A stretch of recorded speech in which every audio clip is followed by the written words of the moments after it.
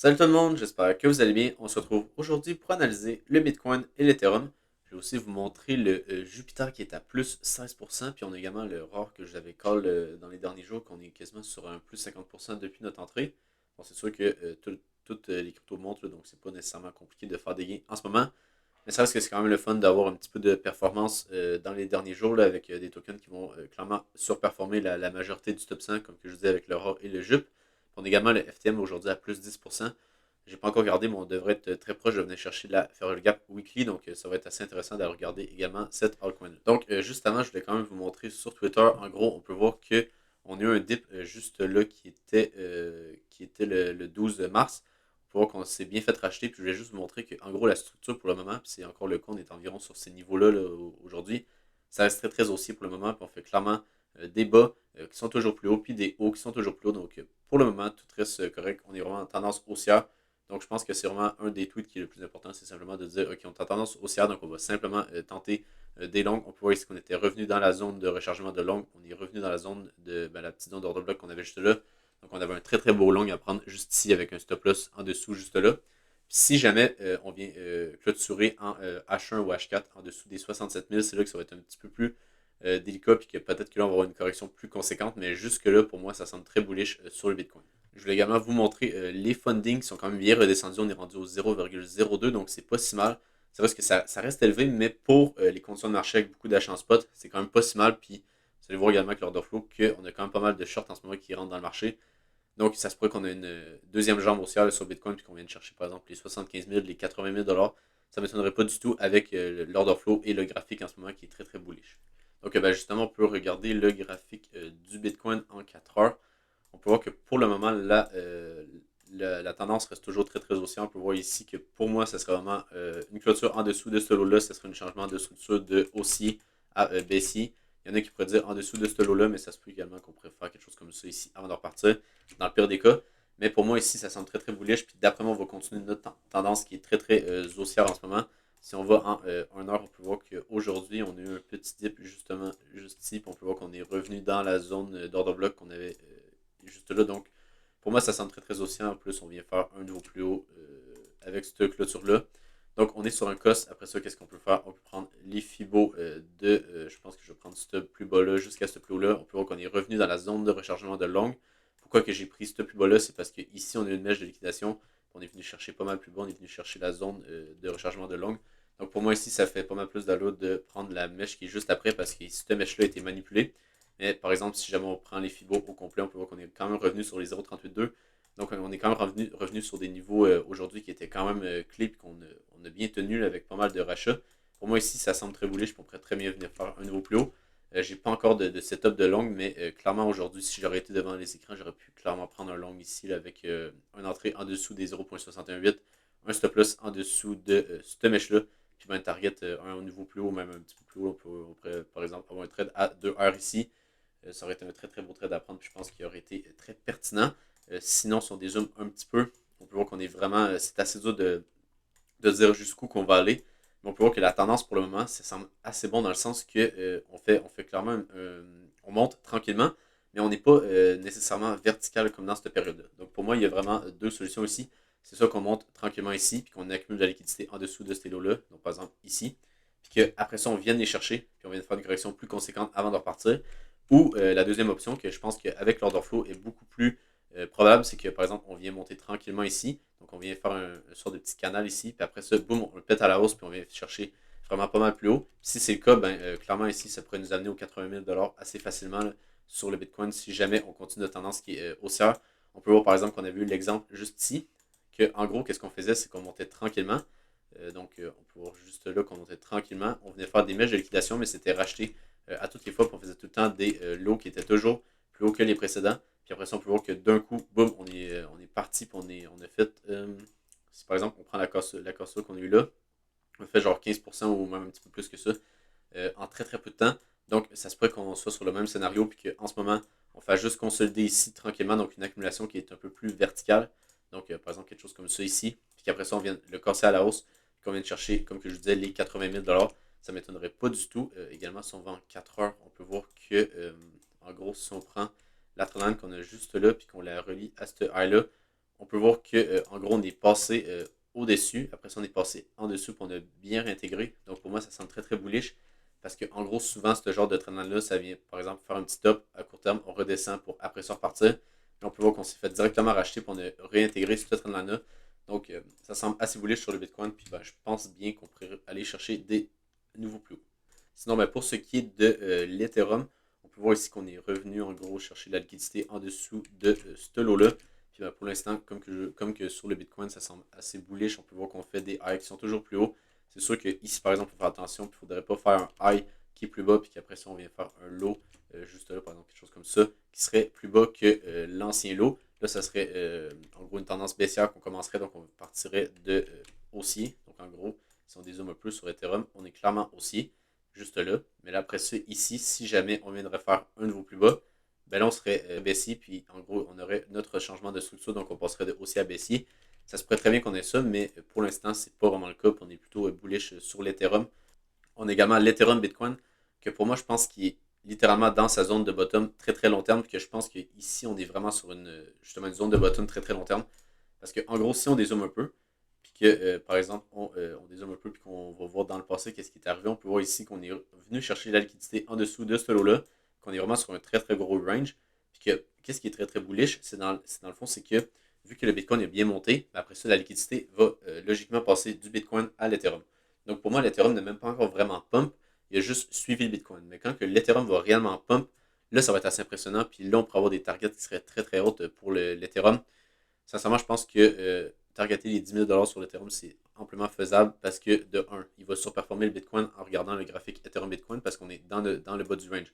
Donc, juste s'il revient dans le haut de son range, on est sur un 62% de gain par rapport à Bitcoin. Donc, par exemple, que le Bitcoin nous fait encore, par exemple, il monte jusqu'à 100 000, ça nous fait, si on va sur le Bitcoin, donc s'il monte jusqu'à, par exemple, 100 000, avant que l'Ethereum commence vraiment à pump.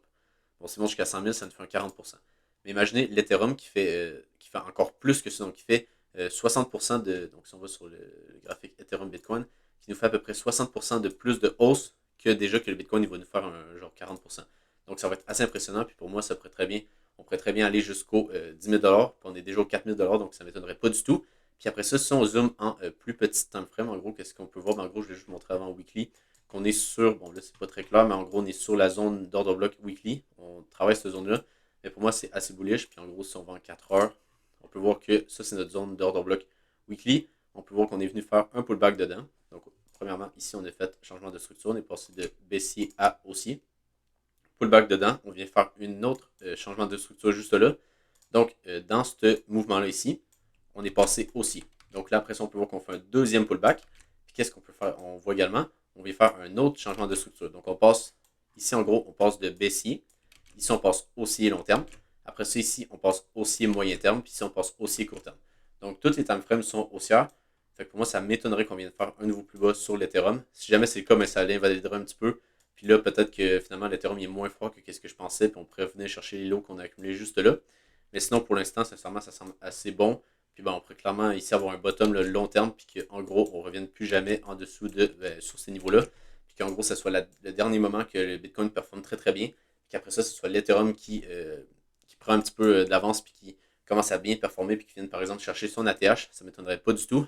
Donc ça va être à voir. Mais je pense vraiment que l'Ethereum va vraiment bien commencer à pump durant les prochains jours, prochaines semaines. Ensuite, on a également le RAR qui nous a fait un nouveau plus haut juste là. Donc, c'est assez impressionnant la performance qu'il nous fait pour le moment. En même temps, on l'avait call juste là, donc on est sur un 72% là, si on prend jusqu'au high qu'on a fait ici. Pour moi, la tendance est vraiment très très bullish. Puis en gros, si on enlève ça, on a clairement une zone de demande ici qu'on a créée qui est après le breakout de ces deux highs-là. Donc, pour moi, ici, si jamais on revient dans cette zone-là, c'est une zone qui est intéressante pour renforcer sa position un petit peu. C'est sûr que la majorité de la position, il fallait qu'elle soit plutôt prise ici, puis même, je vous dirais que ça aurait été mieux de la prendre là. Mais ça reste qu'ici, on peut très bien renforcer sa position dans le sens que si on fait un pullback ici, ce serait juste un pullback sur les highs. On devrait très bien repartir, puis venir chercher, comme que je vous disais, là, ça fait plusieurs vidéos que je vous montre, la target qui est juste là. Puis pour moi, on peut voir ici que c'est très très bullish avec ce genre de pattern-là. Puis pour moi, ici, c'est vraiment un breakout. Puis si jamais on clôture, en gros, au-dessus de ces highs-là, pour moi, ça va vraiment confirmer qu'on venait sur ces niveaux-là qui sont aux 44 cents. Donc, juste ça, ça nous fait déjà un x2. Donc, c'est ça nous ferait déjà un x2, un 100%. Donc, déjà là, ça nous ferait une très très belle performance. ça va être à regarder, mais je pense bien qu'on va avoir quelque chose d'assez solide sur le rare, puis on devrait bien pas. On a également le Jupiter qui est assez bullish en ce moment. En gros, qu'est-ce qui s'était passé, c'est qu'on a vu le listing juste là. Les gens qui avaient reçu leur drop, il y avait pas mal de dump leur token. Fait que ça avait fait une longue consolidation juste là. Après ça, on a bien réussi à s'extraire et à bien pump. Donc, moi, pour l'instant, je vais vraiment regarder ce niveau-là qui va être la mèche qu'on a faite ici au 1.1$. Je sais que c'est pas sur toutes les exchanges qu'on a cette mèche-là, donc ça se peut que clairement on n'ait aucune résistance ici parce que ça c'est juste sur le Mexique qu'on a cette mèche-là, mais je pense que sur d'autres exchanges on n'en a pas de mèche aussi haute, donc ça se peut qu'on n'ait pas vraiment de résistance ici, mais je garde quand même cette ligne-là pour regarder. Mais pour moi la vraie résistance c'était ici, puis on peut voir qu'on s'est fait rejeter ici, juste là, en premier lieu, puis après ça on peut voir qu'on a fait une belle consolidation. On peut voir que ça c'est vraiment le genre d'exemple, comme que je parlais sur le Bitcoin, de consolidation qui était plutôt vertical. Donc en gros, on est venu faire une sorte de petit bear flag, comme si vous pouvez l'appeler comme ça. Donc en gros, on est passé, qu'est-ce qu'on aurait voulu avoir ici, c'était plutôt un bull flag, donc quelque chose comme ça. On vient ranger dedans tranquillement pour après ça repartir. Là, on a fait plutôt l'inverse, donc une consolidation qui était plutôt verticale. Donc comme ça juste ici. Puis après ça, on peut voir qu'une fois qu'on a cassé, on est très très vertical. Donc ça pourrait être la même chose qui s'est passé sur le JUP. On pourrait voir la même chose sur le Bitcoin. Puis en gros, on peut voir que ça nous fait déjà un 13% depuis le breakout, juste ici, donc c'est assez intéressant. Puis ben, je pense que clairement ici sur le jeu, on peut clairement aller pas mal plus haut. Là. Je pense que sur les 1$, ce sont intéressants, mais également, je pense que si jamais vous les êtes très très bullish long terme, je pense qu'on pourrait par exemple prendre le prix de son listing qui est juste là, prendre le bottom ici, puis prendre les Fibo en extension. Puis en gros, on arrive sur les 1.618, mais je pense que ces niveaux-là également sont plutôt intéressants. Donc je vais les garder là, mais je pense que les 1.27$ et les 1.58$ pourraient être également très intéressants pour potentiellement prendre un petit peu de TP là, sur ce niveau-là, pour après ça, par exemple, avoir un petit pullback, pour après ça leur partir. Puis ben, venir faire vraiment des highs qui sont assez hauts sur le jupe. Je pense qu'on va venir chercher des targets qui sont très très élevés. Donc ben, justement, on a eu en gros le FTM qui est revenu dans sa zone de Feral Gap Weekly que je vous parlais. Donc cette zone-là, on est bien revenu dans ce niveau-là. Ça ne m'étonnerait pas du tout qu'on ait un pullback là, parce que c'est un niveau clé qui devrait justement avoir un petit peu de pullback.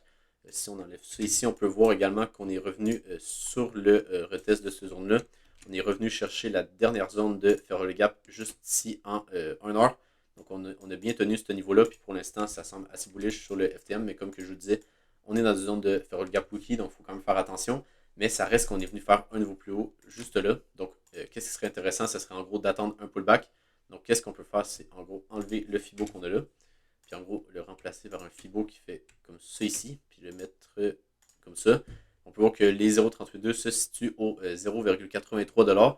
Mais la vraie zone qui pourrait être intéressante, ce serait ici, là, donc la zone de rechargement de longue, qui se situerait à partir des 0,79$. Donc si jamais on a un pullback sur l'FTM, qu'on vient faire en gros un pullback sur ce niveau-là, je pense que ce serait très intéressant. Puis surtout, qu'est-ce qui est encore plus intéressant, c'est qu'en gros, pour moi ici, ça serait un lot. Ce lot-là ici serait protégé. Pourquoi? Parce qu'on est venu en gros sweep la liquidité en dessous de ce plus bas-là. Donc ça veut dire qu'on pourrait placer notre stop loss ici, donc au 0,75$. Donc qu'est-ce qui serait intéressant, c'est par exemple tenter un long avec par exemple une entrée sur ce niveau-là qui est sûrement un niveau qu'on a un petit peu de liquidité vu qu'on est la mèche juste après la petite mèche de liquidation qu'on a eue là. Donc par exemple, entrée sur ce niveau-là, stop loss en dessous de ces plus bas-là, puis ben là on target un niveau plus haut. Donc si jamais on a un pullback sur le FTM puis qu'on vient chercher par exemple ce niveau-là, pour moi ça serait très intéressant après ça de les target en gros un niveau plus haut. Si jamais on n'a pas de pullback, ben, c'est pas plus grave que ça, on va laisser le cours monter un peu plus, puis après ça on va pouvoir tenter des longs. Je vais également vous montrer le trade sur le Atom que je me suis fait stop loss. Mais bon, ça reste que le trade est assez clean, donc je vais quand même vous le montrer. C'est qu'en gros, ici, on peut voir qu'on était venu chercher la zone de Feral Gap en H1. Après ça, on était venu faire un niveau plus bas. Si on va par exemple en 30 minutes, peut-être même en 15 minutes. Je sais qu'on était venu faire, ouais, juste là, on peut voir qu'on était venu faire vraiment des niveaux plus bas avec une clôture juste ici. Puis après ça, qu'est-ce qui était intéressant, c'est qu'on était venu faire un niveau plus haut. Donc quand j'ai vu ça, donc si on dézoome un peu, puis que je vais mettre par exemple le replay, par exemple, je pense que quand j'ai vu le trade, on était à peu près là. Donc, quand j'ai vu ça, je me suis dit, OK, ça semble assez intéressant. Donc, qu'est-ce que j'ai fait? Parce qu'on peut voir qu'on a noté version de structure, recherche, faire le gap en H1. Donc, qu'est-ce que moi j'ai regardé? C'est que j'ai directement vu cette zone d'order block-là qu'on avait juste ici. Donc, qu'est-ce que je me suis dit? Je me suis dit, OK, ben, je peux rentrer avec un entrée juste là. Un stop loss, au début, je voulais le mettre ici, mais je me suis dit, je peux quand même le laisser un petit peu de place parce que ça reste que ça m'étonnerait qu'on revienne en dessous de ce lot-là. Donc, je me suis dit, bon, je vais mettre un petit peu plus haut, comme ça va me permettre d'avoir un meilleur risk-reward. Donc après ça, qu'est-ce que j'ai fait, c'est que j'ai venu target le niveau plus haut juste là. Puis ben après ça, justement, je pense que j'avais mis mon stop loss en dessous de ce plus bas là. Après ça, qu'est-ce qu'on est venu faire? Justement, on est venu, en gros, prendre mon entrée parfaitement. On a eu un très très beau rebond par la suite. Mais qu'est-ce qui est arrivé par la suite? C'est qu'on a eu, en gros, le petit flash crash du Bitcoin. Puis en même temps, qu'est-ce qu'on est venu faire sur le Atom? Ben, c'est qu'on on est venu, en gros, avec une mèche assez dégueulasse, venir chercher mon stop loss. Donc, je ne sais pas si j'aurais dû mettre mon stop loss ici, mais pour moi, ça valait pas vraiment la peine. C'est assez rare là, qu'on vienne faire ce genre de manipulation-là, donc ça me dérange pas trop. Même si c'est chiant un peu d'avoir un stop loss, mais bon, ça reste que là, par exemple, j'aurais mis mon stop loss là. Si on revient à où qu'on est en ce moment, on peut voir qu'on serait quand même sur un très très beau trade avec un stop loss qui aurait été protégé en dessous de ce lot-là. Je ne sais pas si c'est de ma faute exactement, il va falloir que j'aille regarder encore, mais je pense que c'était quand même correct là, de mettre son stop loss là. Surtout si on va, par exemple, en 15 minutes, puis qu'on peut voir que le lot qu'on avait fait ici, là, ben, il était venu en gros sweep le dernier lot. Donc pour moi, ça aurait dû être un lot qui aurait été protégé, mais finalement, on peut voir qu'on a une manipulation. Puis même si on va en une minute, on peut voir qu'on était revenu en gros mitigate. euh, si jamais ça veut charger, voilà, juste là. En gros, on était venu mitigate vraiment les derniers plus bas. Là. Donc on était venu chercher, si je me rappelle bien, c'était ce niveau-là. Donc je pense qu'on était venu chercher jusqu'à cette petite mèche-là. Si je dézoome, il me semble que c'était ça qu'on a eu. Ouais, justement, on est venu chercher ce niveau-là parfaitement. Donc ouais, c'est un peu triste, mais bon, ça reste que c'est un très très beau trade, puis je vais quand même vous le montrer parce que pour le moment, il aurait été assez en positif. Sinon, ben, pour ce qui est de l'order flow du Bitcoin, on peut voir que pour le moment, ça semble, comme que je vous disais, assez bullish. On peut voir que les fundings redescendent, les spreads redescendent, on a de l'achat en spot. Donc je pense qu'ici, on va venir clairement faire des nouveaux plus hauts sur le Bitcoin. On devrait avoir pas mal de shorts en ce moment qui rentrent dans le marché avec les fundings qui redescendent comme ça. C'est sûr qu'on n'a pas énormément d'augmentation de l'open interest, même si c'est plutôt une diminution, mais ça veut plutôt dire qu'on a simplement des longs qui clôturent leur position pour qu'on a des shorts qui rentrent dans le marché. Donc ça nous fait en général une diminution de l'open interest, mais avec les fundings, ça nous dit qu'on a plutôt des longs qui sortent du marché et qu'on a des shorts qui rentrent dans le marché. Donc théoriquement, on devrait avoir des liquidations qui se situent juste là et qu'on pourrait très bien venir les chercher. Sinon, ben, pour ce qui est d'Ethereum, c'est beaucoup plus tranquille. On peut voir qu'on commence tranquillement à accumuler d'open interest, donc on devrait avoir un petit peu de volatilité pour venir liquider ces gens-là ou plutôt continuer à la hausse, ça dépend. Mais sinon, pour ce qui est des spreads, des fundings et du spot, on n'a absolument rien. Donc, c'est moins intéressant sur l'Ethereum que sur le Bitcoin. Ensuite, pour ce qui est de l'order book du Bitcoin sur Binance, qu'est-ce qui est intéressant, c'est qu'on commence à avoir pas mal de ventes ici jusqu'aux 75 000 dollars. Puis aussi, qu'est-ce que je vous dis depuis quelques vidéos, c'est qu'en gros, quand on est dans une phase de range, c'est pas vraiment bullish d'avoir des ordres de vente qui se situent plus au nord. Mais quand on est dans une tendance haussière, c'est bullish parce que souvent, qu'est-ce qu'on va faire, c'est que ces ordres-là, ça va être comme des aimants. Puis qu'en gros, c'est que le marché va aller chercher les grosses ordres de vente ou les grosses ordres d'achat. Donc, dans un marché de range, souvent, on va se faire rejeter, comme par exemple ici. On peut voir qu'on n'avait pas réussi à passer en dessous. On s'était fait rejeter. On peut voir également ici qu'on avait une mèche assez dégueulasse, qu'on était venu chercher pas mal plus bas. Mais par exemple, on peut voir que ici, quand on est dans un marché qui est haussier, puis on peut voir généralement quand on est dans un marché qui est haussier, ben, on vient chercher en gros les ordres de vente. Puis les ordres d'achat, bon, on ne vient pas vraiment les chercher. Donc, on peut voir que par exemple, ici, on n'est pas venu chercher les ordres d'achat. Fait que là, théoriquement, on devrait venir chercher ces ordres-là, avoir un petit peu de rejet. Donc, à partir des 75 000 ça ne m'étonnerait pas qu'on ait un petit stop à court terme, mais qu'après ça, on consolide encore puis qu'on vienne peut-être faire un nouveau plus haut. Ça va dépendre, mais bon, ça semble assez bon pour ce qui est du Bitcoin pour venir chercher les 75 000 dans les prochains jours. Donc, ben, si vous avez aimé la vidéo, n'hésitez pas à vous abonner sur mon Twitter et sur YouTube. Sinon, ben, je vous souhaite une très très bonne journée, puis ben, en gros, une très bonne semaine, puis on se retrouve pour une prochaine vidéo. Bye!